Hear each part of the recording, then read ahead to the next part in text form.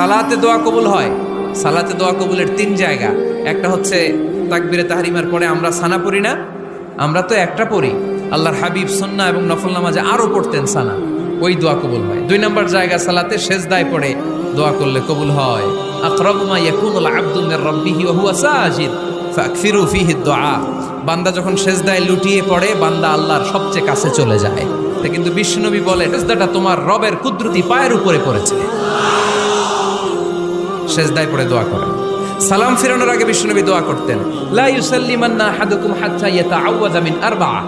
আল্লাহর হাবিব বললেন, 4 জিনিস থেকে পানাহ না আছে আমার কোন উম্মত যেন সালাম না ফিরায়। তারা যেন পড়ে, আল্লাহুম্মা ইন্নী আউযু বিকা মিন আযাবিল কবর, আউযু বিকা মিন আযাবি জাহান্নাম, আউযু বিকা মিন ফিতনাতিল মাহইয়া ওয়াল মামাত, আউযু বিকা মিন ফিতনাতিল মাসিহিদ দাজ্জাল।